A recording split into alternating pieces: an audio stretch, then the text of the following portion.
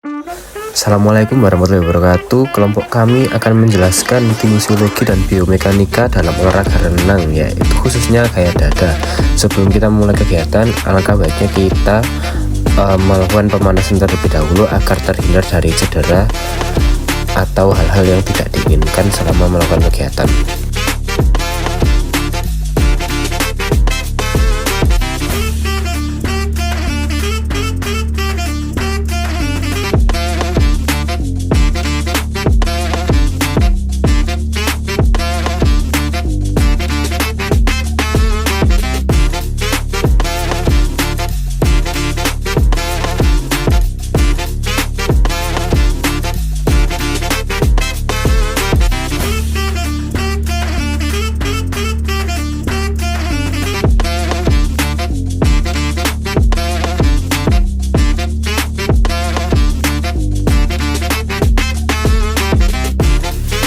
Pada saat tulang occipital bone mendekati vertebrae terjadi gerakan fleksi karena mengurangi sudut, dan otot yang terlibat diantaranya adalah trapezius, infraspinatus muscular, rhomboid major muscular, dan latissimus dorsimuscular, dan lain-lain. Dan sendi yang mempengaruhi adalah sendi putar. Dalam gerakan ini, sendi bahu melakukan fleksi saat lengan ditarik ke belakang, kemudian dilanjutkan dengan gerakan ekstensi, dan juga terjadi gerakan abduksi saat lengan diangkat ke samping. Dilanjutkan dengan adduksi saat lengan ditarik ke bawah. Kemudian pada sendi siku terjadi gerakan fleksi saat lengan ditekuk. Kemudian dilanjutkan dengan gerakan ekstensi saat lengan diluruskan setelah menarik air. Otot yang berperan dalam gerakan tersebut adalah otot pectoralis major, latissimus dorsi, deltoid, biceps, dan triceps.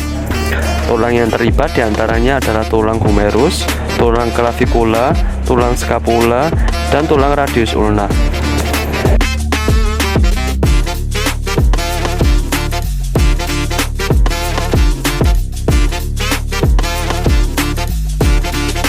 Otot dada dan perut diantaranya adalah otot rectus abdominis, kemudian ada otot obliquus, yang terakhir ada otot serratus anterior.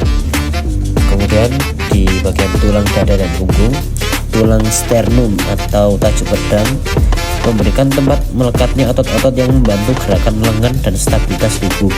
Kemudian adalah tulang vertebrata atau tulang belakang yang memberikan dukungan pada tubuh untuk menjaga postur streamline di air.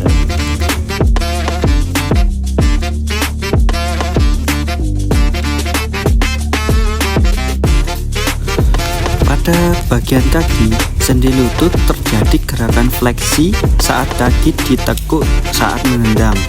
Kemudian dilanjutkan dengan gerakan ekstensi saat kaki diluruskan setelah menendang. Sendi panggul terjadi gerakan abduksi saat kaki dibuka ke samping menjauh dari garis tengah tubuh. Dilanjutkan dengan gerakan abduksi saat kaki ditutup ke arah tengah tubuh mendekati garis tengah tubuh. Dan otot yang terlibat adalah otot quadriceps, hamstring, gluteus maximus, gastrocnemius, dan soleus. Dan tulang kaki yang terlibat yaitu tulang femur, tulang tibia dan fibula, dan tulang patella. Dan tulang pergelangan kaki dan telapak kaki yang terlibat yaitu tulang tarsal, metatarsal, dan falang. Dan tulang-tulang ini bekerja sama dengan otot dan sendi untuk menghasilkan gerakan efisien dalam gaya dada. Otot-otot yang terlibat: gastrocnemius,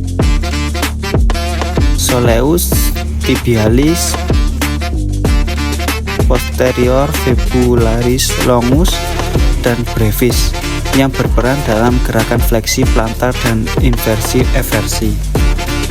Selanjutnya adalah analisis biomekanika olahraga dalam renang gaya dada. Yang pertama ada gaya dorong. Gaya yang mendorong tubuh maju dihasilkan oleh gerakan tangan dan kaki. Sumber dari gaya dorong pada tarikan tangan, gerakan melingkar tangan di bawah air menghasilkan gaya dorong utama. Yang kedua, tendangan kaki. Gerakan tendangan cambuk menciptakan daya dorong tambahan yang kuat. Yang kedua, gaya hambatan. Gaya resistensi yang menghambat gerakan tubuh melalui air. Hambatan frontal diakibatkan oleh bagian tubuh yang langsung bertemu dengan air.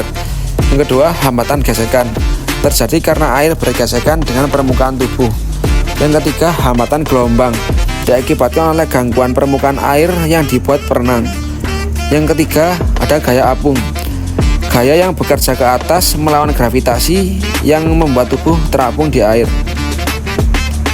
Yang mempengaruhi antara lain volume udara di paru-paru. Semakin banyak udara terdapat di paru-paru, akan semakin besar daya apungnya. Yang keempat, gaya gravitasi. Gaya yang menarik tubuh ke bawah menuju pusat inti bumi. Keseimbangan antara gravitasi dan gaya apung menentukan posisi tubuh dalam air. Yang kelima, gaya aksi dan reaksi. Mengacu pada hukum ketiga Newton, hukum aksi dan reaksi. Tarikan tangan ke belakang menimbulkan aksi, menghasilkan dorongan tubuh ke depan menimbulkan reaksi. Tendangan kaki ke belakang menciptakan reaksi dorongan tubuh ke depan. Yang keenam, gaya sentripetal. Gaya yang menjaga gerakan melingkar tangan dan kaki tetap terkontrol. Penerapan gaya dada. Saat tangan bergerak dalam lingkaran, gaya sentripetal memastikan gerakan melingkar tetap efisien dan terkoordinasi. Selanjutnya adalah membahas tentang momentum. Pada gerakan tangan, saat perenang menarik tangan di bawah air dalam pola setengah lingkaran, mereka menghasilkan gaya dorong atau propulsi yang meningkatkan kecepatan tubuh. Yang kedua adalah gerakan kaki. Tendangan kaki dalam renang gaya dada melibatkan gerakan melingkar yang memerlukan kekuatan dan kontrol untuk menghasilkan dorongan yang efektif. Ketika kaki bergerak melingkar, perenang dapat mempertahankan momentum untuk mendorong tubuh ke depan. Semakin besar kecepatan kaki dalam fase tendangan, semakin besar pula momentum yang akan dihasilkan dan semakin kuat pula dorongan yang akan diberikan. Selanjutnya adalah penerapan pengungkit dalam renang gaya dada. Penerapan pengungkit renang gaya dada menggunakan pengungkit tingkat ketiga atau jenis ketiga. Pada saat gerakan tangan, ketika mulai menarik tangan ke belakang untuk mendorong air, tangan akan bertindak sebagai pengungkit tingkat ketiga.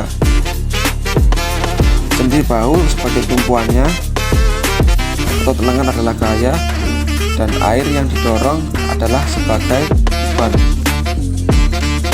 Selanjutnya saat gerakan kaki, ketika menggerakkan kaki ke belakang untuk mendorong air, kaki berperan sebagai pengungkit tingkat ketiga.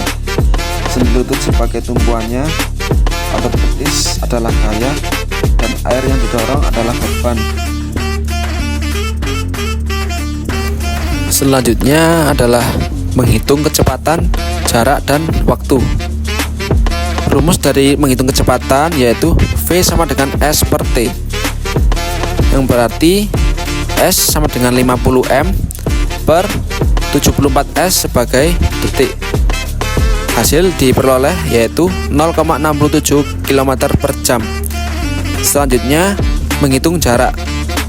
Rumus dari menghitung jarak yaitu S sama dengan V kali T, sama dengan V sama dengan 0,67 km per jam dikali T yaitu 74 S second. Diperoleh yaitu 50 meter. Yang ketiga yaitu menghitung T atau waktu dengan rumus T sama dengan S per V, sama dengan S yaitu 50 M per V yaitu kecepatan yaitu 0,67 km per jam, sama dengan 50 M dibagi 0,67 km per jam diperoleh 74,62 second. Dan yang ketiga yang keempat, menghitung momentum.